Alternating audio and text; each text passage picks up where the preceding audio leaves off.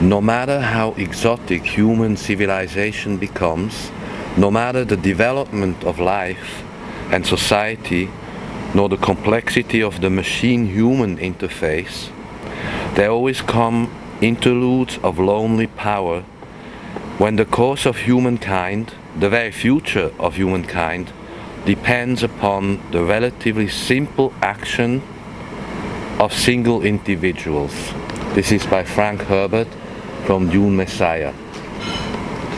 This is the subject of this time we're going into as the planets leave Capricorn and move into Aquarius in 2021.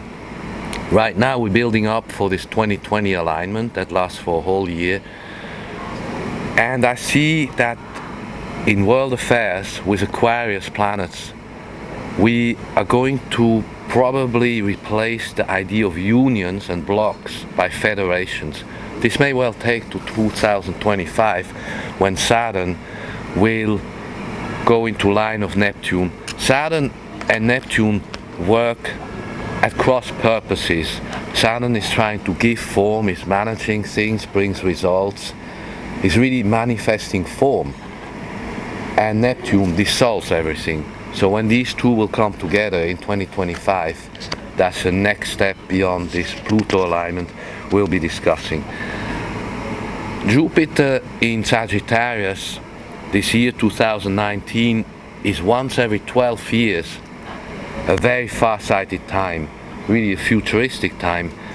With Jupiter in Sagittarius we look at international rules of law, how rule of law in different places morphs now, and we're looking generally into the future also of technology, space travel and things of that nature. As Jupiter then leaves Sagittarius and moves into Capricorn for 2020, he joins Saturn and Pluto.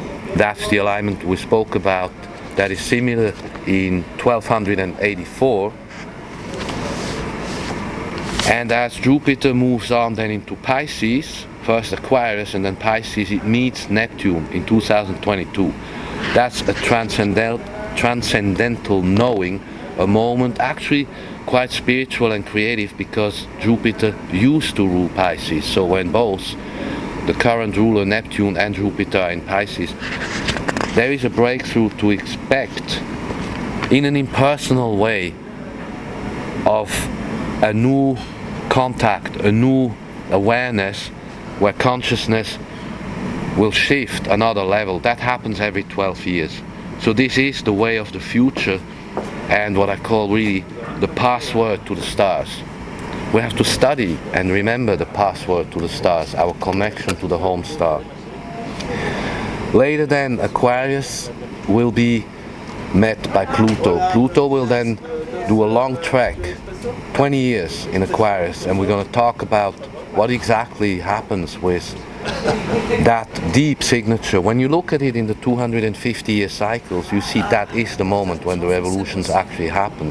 When it's in Capricorn, it morphs the structure, the institutions, the governments, the banks, the finance operations, all that. Once in Aquarius, it begins to morph actually society and the thinking of people in the society. This is a really techno-spiritual, sociological transformation that will begin, where we really talk about time travel. The most important thing we need to understand as we go into this 2020 alignment is that our personal data, your personal data, my personal data, that is the most valuable commodity, like the most prized possession that we will be negotiating. Personal data, that is Uranus in Taurus for 7 years, from 2019 now to 2025. A passage which will change the idea of what the economy is about, what is barter, what is an exchange in a transaction, what is actually money. Is it a store of value? Will cryptocurrencies replace some of the transactions? Will gold come back into some form? Maybe backing cryptocurrencies? All of these issues is Uranus in Taurus for 7 years. Taurus is what's mine, our resources, the resources of the person, and Uranus is going to revolutionize this, free this up. So we're looking now at 7 years of a higher complexity, where practically all the parameters we had so far are going to change. For instance, Chiron in Aries. I said that's new medicine, but it's also a new form of self-determination that is going to set in. With Chiron, we look maybe even at the mind, a new mind. Aries in medical astrology is the head, the upper part. Chiron, for a few years into Aries, will change our outlook towards our own self-determination.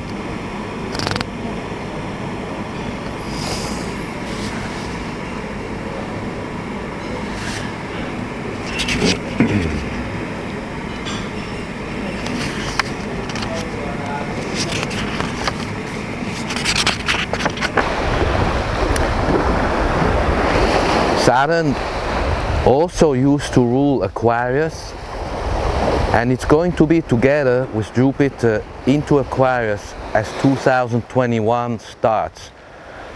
This will open society and it will network things much better and open up a discourse and a really open and intelligent conversation about the future, about the new technologies, new energies, and also new medicine. Chiron in Aries is a very interesting position. I have during the last year explained the entire astrology way forward into 2045 with the Uranus-Pluto opposition in my Twitter feed. That's NewMind99 Twitter. St.Clair Nordic NewMind99 at Twitter, where you will be able to see entire essays in tweet forms. Kind of interesting to write essays paragraph by paragraph and going through planets and signs. There are very many combinations that we're going through just in the next 2 to 3 years into 2021, when we're beginning this opening of society. Right now, however, we have to move through this 2020 year that is of a high complexity. And if you look at 500 years back, 1518, where we have a comparable alignment, Saturn, Pluto in Capricorn, you see that it changes the outlook of an entire society.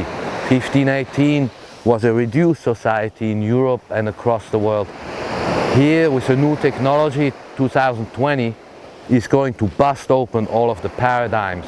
And in 21 to 24, when other planets join into Aquarius, we are for sure going to see a new horizon and a new thinking. I said we will develop a new mind, planetary-wise.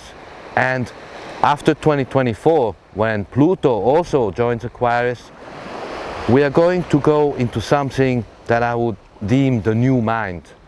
We're just going to think new about our role on this planet, who we are, where we came from, and what really we have to do to improve our situation here.